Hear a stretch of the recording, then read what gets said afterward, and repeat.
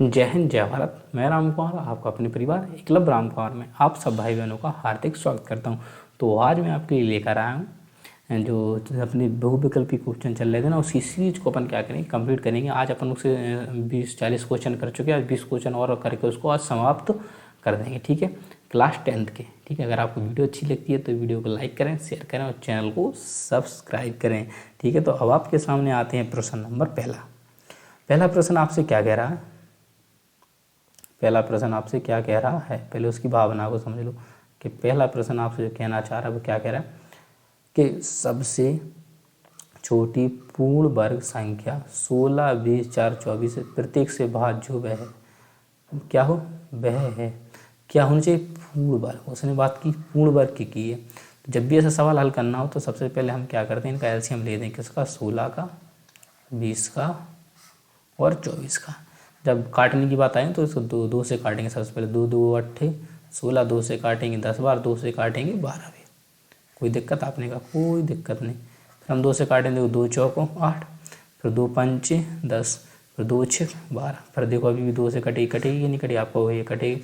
2 2 नहीं 4, 5 नहीं कटेगा, 2 3 6।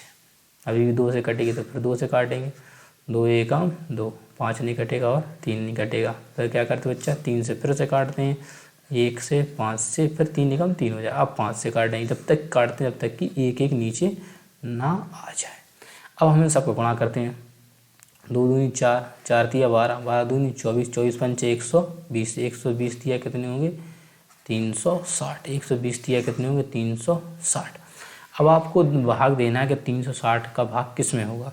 तो आप सब जानते 240 छोटी है, कभी इसमें भाग जाएगा, आप कहोगे नहीं जाएगा, कि नहीं, आप कहोगे नहीं जाएगा। अब आप सोचिए कि 2400 हो जाए तो कभी 2400 भी नहीं जाएगा, 1600 में जाएगा। आप कहोगे 36 कम 36, 36 दूनी 72, 36 दूनी 72, 36 दिया 108, 36 चौको 144 होता है तो ये भी नहीं जाएगा। 36 चौको 36 पंचे 160 होता है तो इसमें भी नहीं जाएगा। तो लास्ट बच्चा अपना डी ऑप्शन 3600। तो ये अपना परम सत्य आंसर है।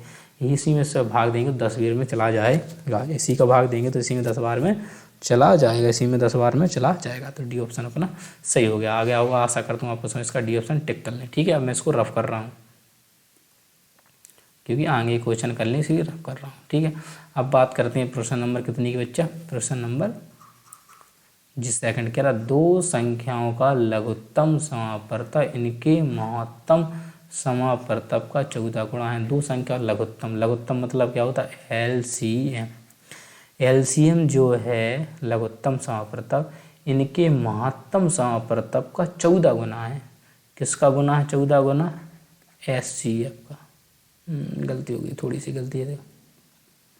जो लासा है ना वो एससी महत्तम समापवर्तक मतलब एचसीएफ का कितना गुना है, 14 गुना है। अब आपको भैया एलसीएम को हम 14 गुना नहीं कर सकते, अरे पागल, हमेशा एलसीएम बड़ा होता है और एचसीएफ छोटा होता है।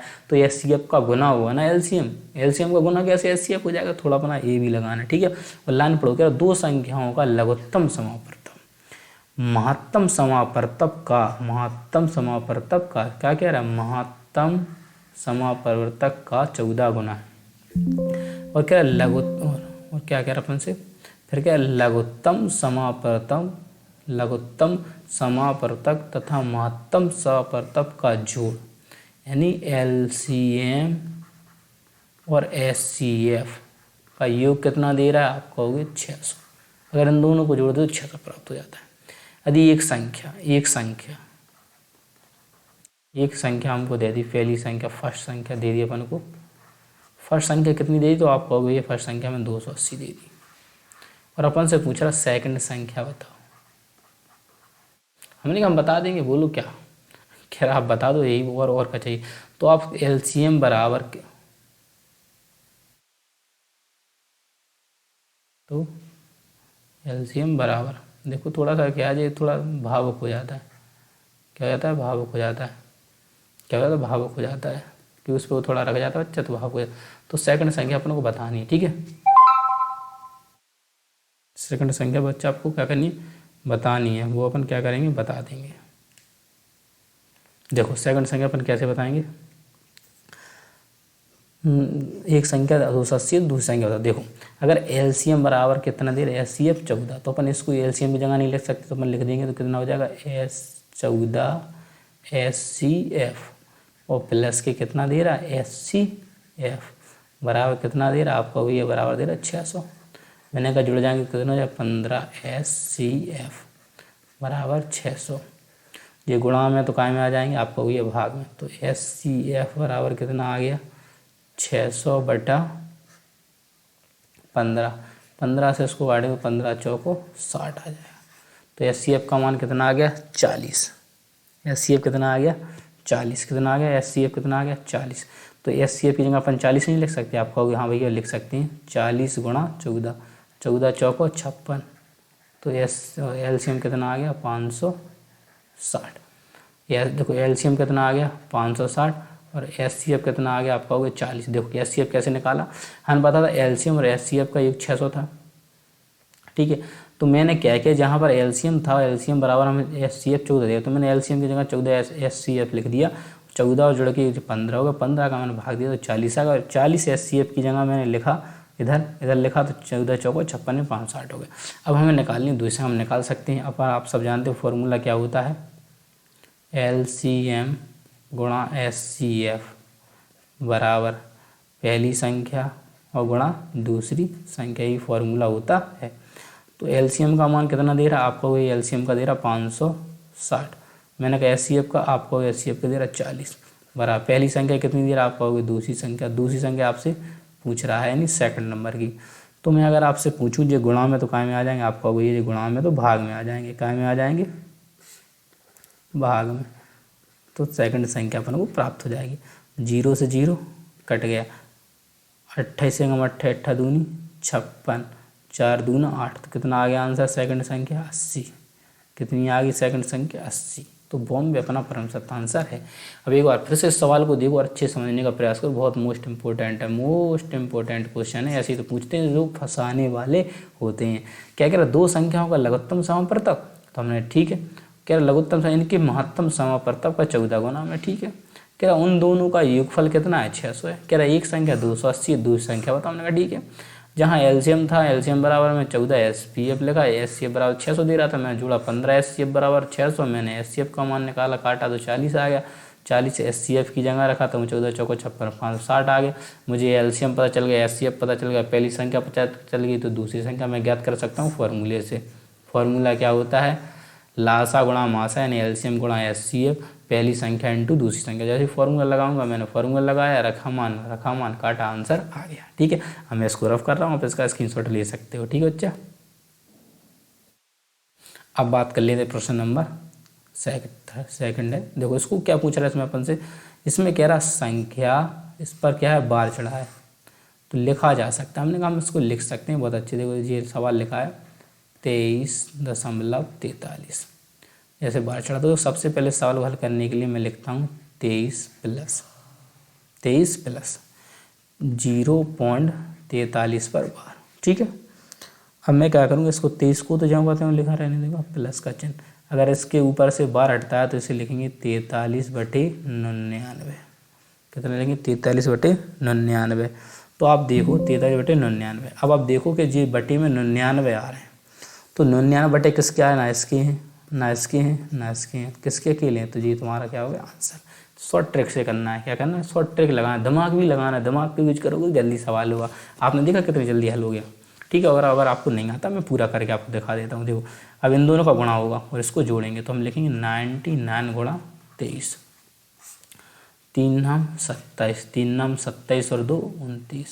अब 2 का गुणा करेंगे, 2 नाम 18, 2 नाम 18 और 1 19। अब इन सबको जोड़ेंगे 7 9 8 17 की 7, 9 2 11 और 1 12 और 1 और 1 2। सिर्फ आखिरी कहाँ आया भाई पागल, अभी 43 जोड़ने भी तो हैं, इनको कौन जोड़ेंगे दादा।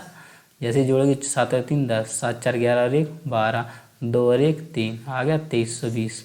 2320। तो इस प्रकार से अपन को दिमाग लगाना और क्वेश्चन को हल करना। जैसे अपन ने बार हटा तो अपन ने देखा 2 अंकों पर बार है, तो नीचे 2 9 आने हैं, तो 2 9 किसके आ रहे हैं, 1 के भी नहीं आ रहे हैं, 1 के भी नहीं आ रहे हैं, तीनों के नहीं आ रहे, इसके आए, तो ये अपना आंसर हो गया। अब देखो नेक्स्ट क्वेश्चन क्या कह रहा है अपन से, नेक्स्ट क्वेश्चन क्या कह रहा है, ये क्वेश्चन कह रहा है एक्स की पावर एन, एक्स की पावर एन, क्या कह रहा है बच्चा, एक्स की पावर एन, एक्स की पावर एम है शायद, एन है, एक्स की पावर एन का एक पूर्णांक एक्स की पावर एन, तो सिर्फ वो तभी सभी को पता है कि इसका मैंने कल भी क्वेश्चन किया था, एन एक विषम पूर्णांक होगा, जो एन क्या होगा, एन एक क्या होगा, विषम पूर्णांक होगा बच्चा, क्या होगा, विषम पूर्णांक होगा। कल भी मैंने इस क्वेश्चन को हल किया था और यही इसका आंसर बताया था कि एन क्या होगा, एक विषम पूर्णांक हो, जब भी एक्स की पावर एन प्लस वन होगा का एक गुणक क्या है, एक्स की पावर एन क्या है, एक्स प्लस वन है, तो इसका तो सिर्फ तभी क्या होगा, एन एक विषम पूर्णांक होगा, ये एन क्या होगा बच्चा, एक विषम पूर्णांक होगा। अब ये कह रहा है कि इसका क्या निकालना, अपना मासा निकाल के बताना है, क्या निकालना है, मासा। हमने कहा ठीक है, हम इसका मासा निकाल देंगे, इसको रब कर देते बच्चा। देखो अब इसका क्या निकालना है, आपको मासा निकालना है इतने का, तो हमने कहा मासा निकाल लेंगे। मास क्या निकालना, 6x⁴y और प्लस के 12xy का मासा निकालना है। तो मैंने लिखा 6x⁴y बराबर, इसको लिखोगे तो क्या होगा, 6x कितनी बार आपका हो गया, 4 बार, तो 4 बार लिखो, y कितनी बार है, आपने कहा 1 बार, मैंने कहा 1 बार लिख दो, ऐसे लिखो 12xy, तो एक 12 को अपन क्या लिख सकते, 6 दूना 12 और x गुणा y। मासा क्या कहता है, मासा ये कहता है जो कॉमन मिले उसको ले, जैसे 6 तो 6 आ गया, 2 मिल रहा नहीं, एक x मिल रहा, एक x मिल रहा, x लिख देंगे, एक y मिल रहा, एक y मिल रहा, y लिख देंगे, और जो नहीं मिलता तो उसको नहीं लिखते, वही अपना मासा कहलाता है। मासा का मतलब होता है जो कॉमन मिले उसको लो, जो ना मिले उसे फेंक दो। तो सिर्फ 6xy आंसर, आपको कौन सा विकल्प से, डी, तो ये आपका आंसर है, ये आपका आंसर है। आप चलते हैं नेक्स्ट प्रश्नों की ओर, नेक्स्ट प्रश्नों की ओर। देखो अब देखो और अच्छे क्वेश्चन आते हैं, मज़ा आता है करने में। देखो अब क्वेश्चन अपन से कह रहा है कि अंडा रूट के 15 और अंडा 15 50 बराबर है, तो जब इनका गुणा हो जाएगा तो कितने हो जाएंगे जी, अंडा रूट के 10 गुणा अंडा रूट के 15, जब इनका आपस में गुणा होगा तो अंडा रूट के 15 10 और 150 हो जाएंगे। अब 150 को बाहर निकालने के 150 के गुणनखंड करने पड़ेंगे, 150 गुणनखंड करेंगे, 2 से काटेंगे तो 2 7 14, एक बचा 2 5 10, 3 से काटेंगे 3 दूनी 6, 3 5 15, अब 5 से काटेंगे 5 25, 5 एकम 5, तो आपने कहा सिर्फ इसका एक जोड़ा भर रहा है तो 5 बाहर आ जाएगा, और जिनका जोड़ा नहीं भर रहा वो अंडर रूट के अंदर रहेंगे। तो 5√6 कोई दिख रहा हुआ है, पहले विकल्प, तो ये अपना क्या हुआ बच्चा आंसर। और देखो एक बार फिर से मेरे साथ देखो, मैंने 15 और 10 का गुणा किया तो 150 हुआ, 150 के मैंने आवाज गुणनखंड किए, 2 से काटा 75 भी, 3 से काटा 25 भी, फिर 5 से 55 25 55, मैंने कहा जो जोड़े भर रहे थे उससे मैंने एक क्या ले लिया, 5 एक क्या ले लिया, मैंने 5 बाहर ले लिया, ये जोड़ा भर रहा था मैंने इससे एक क्या ले लिया, 5 बाहर ले लिया, और इन दोनों से कोई जोड़े नहीं मिला तो मैंने इन दोनों का गुणा कर लिया और रूट के अंदर लिख दिया, 5√6 हो गया। ठीक है, अब ये कह रहा है कि एक परिमेय संख्या है, अब मुझे इसको दिखाना है कि एक परिमेय संख्या है कि नहीं। तो मुझे दिख रहा है कि देखो इधर प्लस में एक बार माइनस में, तो आप सब इसका फॉर्मूला जानते हो क्या होता है, a² यानी 3 का स्क्वायर माइनस b² यानी √3 का होल स्क्वायर, क्योंकि समान संख्या और एक प्लस में और एक माइनस में, तो ये फॉर्मूला बन जाता है a² माइनस के b²। 3 का वर्ग कितना होता है, आप कहोगे 9, और √3 का कितना होता है, आप कहोगे √3 का होता है 3। 3 का वर्ग 9 होता है, √3 का क्या होगा, आप कहोगे 3। तो मैंने कहा 9 में से अब 3 गाएंगे तो कितना बचेगा, आप कहोगे 6। तो अब आप सब बताओ 6 परिमेय संख्या होती है कि नहीं होती, आप कहोगे बिल्कुल हो सकती है, 6/1 लिख देंगे तो ये परिमेय संख्या बन जाएगी। तो अपना क्या है, हाँ, क्या हो जाएगा बच्चा, हाँ हो जाएगा, ऑप्शन क्या हो जाएगा, हाँ। अब ये कह रहा 1.34 को परिमेय संख्या के रूप में लिखिए, तो हमने कहा हम इसे लिख सकते हैं, क्यों नहीं लिख सकते हैं, इसे 1.34 दशमलव हटाएंगे, एक बढ़ाएंगे दशमलव के जितने अंक उधर हैं तो उतनी क्या बढ़ा देते हैं, 0 बढ़ा देते हैं। तो 134 कोई ऑप्शन मिल रहा नहीं मिल रहा, तो परिमेय संख्या रूप में व्यक्त करना। अब इसे हम काटेंगे 2 से, 2 6 12, 2 7 14, 2 से काटेंगे तो 67/50, तो कौन सा ऑप्शन सही है, आपने कहा बी ऑप्शन सही है, बी वाला ऑप्शन क्या है, अच्छा सही। देखो 101 कितना 1.34 में दशमलव हटाऊंगा और नीचे क्या बढ़ा दूंगा, 100 बढ़ा दूंगा, काट दूंगा तो कितना आएगा 67/50, यही तुम्हारा आंसर है। अब नेक्स्ट क्वेश्चन में क्या कह रहा है, क्या सभी वास्तविक संख्या एक परिमेय संख्या होती हैं, नहीं होती। ठीक है, 2 को परिमेय संख्या के रूप में लिखना है। तो आप सब बताओ, 2 पर बार चढ़ा तो नीचे कितने आए, 2 9 आने, तो ये तुम्हारा आंसर है, क्योंकि 23 अवाज संख्या होती है वो कटेगी ही नहीं, आवाज संख्या कटेगी ही नहीं। 23 क्या होती है, स्वयं से कटती है, तो स्वयं से कटेगी नहीं, तो ये तुम्हारा आंसर हो गया। 2 अंकों पर वार्ता चीज दोनों आएंगे, इनमें से कोई नहीं, क्यों होगा, ये ऑप्शन नहीं होगा। 23 आएंगे, 23/99 आ जाएंगे, बस ये तुम्हारा आंसर हो गया। ठीक है, अब चलते हैं नेक्स्ट प्रश्नों की ओर। इसको भी बड़ा कर लें थोड़ा, बस लास्ट क्वेश्चन बचा आज जिसका भी समापन होगा। इसमें कल अपन नेक्स्ट चैप्टर को लेकर आएंगे और उसको क्या करेंगे, सीखने का अच्छे से प्रयास करेंगे, क्योंकि फर्स्ट चैप्टर की अब जितनी बहुविकल्प थी सब मैंने करा दिए हैं। तो आप सब जानते हो कि जब ये मैंने फॉर्मूले से क्वेश्चन हल करवाया था कि जो 2 संख्याओं का गुणनफल है, 2 संख्याओं का गुणनफल वो किसके बराबर होता है, 2 संख्या गुणनफल लासा गुणा मासा। ही मैंने अभी आपको हल करवाया, फॉर्मूले करवाते हैं, तो ये आपका आंसर हो गया। नेक्स्ट क्वेश्चन है कि परिमेय संख्या 43/2⁴ 5/3 का दशमलव प्रसार कितने स्थानों के बाद रुक जाएगा। तो एक लिमिट होगी, उसके बाद रुक जाएगा। तो मैंने कहा ठीक है, इसको मैं हल करने के 2 तरीके होते मेरे। देखो हमने कहा जिसको शॉर्ट तरीका ये होता है, ऐसे इसकी पावर 2 की पावर कितनी है, 4 है, और 5 की पावर 3 दिया।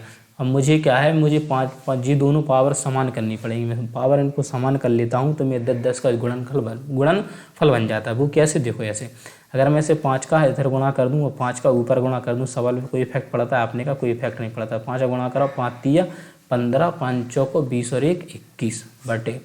अब इनका गुणा होगा, 2 की घात क्या होगा, 2 की घात 4 है, तो इसे तो मतलब 4 बार लिखेंगे। कितनी बार लिखेंगे, 2 को 4 बार लिखेंगे। 5 को भी कितनी बार लिखेंगे, 4 बार हो गया, तो 5 को भी हमने 4 बार लिख दिया। ठीक है, अब लिखेंगे 215। देखो 5 दूना 10 गुणा 5 दूना 10 गुणा 5 दूना 10 गुणा 5 दूना 10, तो अपना कितना आ गया, 215/4 जीरो। कितना जीरो आ गया, 4। तो जितने जीरो होंगे और उतने अंक बाद क्या होगा, दशमलव हमारा रुकेगा। उतने अंक बाद हमारा दशमलव क्या करेगा बच्चा, रुकेगा। 4 1 2 3 4, तो इधर 4 अंक बाद क्या लग जाए, दशमलव लग जाएगा। तो इसे कैसे लिखेंगे, 0.0215। तो ये इसका आंसर होगा। अब ये पूछ रहा है कि दशमलव प्रसार दशमलव के कितने स्थानों के बाद रुक जाएगा। तो कितने अंक बाद रुक जाएगा, दशमलव प्रसार दशमलव के कितने अंक, दशमलव कितने अंकों बाद, 1 2 3 4, तो 4 अंकों बाद क्या कर जाएगा, रुक जाएगा। 4 अंकों बाद क्या कर जाएगा, तो ये आंसर हो गया। अब कह रहा संख्या 50 और 25 का एचसीएफ और एलसीएम का गुणनफल बताओ। 50 और 25 का एचसीएफ और एलसीएम का गुणनफल बताओ। हमने कहा ठीक है, हम बता देंगे। क्या होगा, जो एचसीएफ और एलसीएम का गुणनफल होता है वो संख्या के गुणनफल के बराबर होता है। आप सब जानते हो। तो संख्या कौन सी चीज़, तो इन दोनों गुणा करेंगे, 25 पंचे 125। तो ऑप्शन नंबर कौन सा हल हो गया आपका, बीमा सही है। कैसे किया मैंने, आप सब जानते हो कि पहली संख्या गुणा दूसरी संख्या किसके बराबर होती है, एलसीएम और एचसीएफ की। तो कहने का मतलब ये है कि जो एलसीएम और एचसीएफ का गुणा होगा वो ये फर्स्ट संख्या और सेकंड संख्या गुणा होगा। तो पहली संख्या 50, दूसरी संख्या 25, 25 पंचे 125, 1250 आपका आंसर हो गया। ये क्या, 278 को किस संख्या से विभाजित करें कि भागफल 12 और शेष 2 प्राप्त हो। 278 को किस संख्या, भागफल कितना, 12, हाँ पता नहीं 12 भागफल है, तो 12 को इससे 12 से इसमें भाग दे दो 278 में।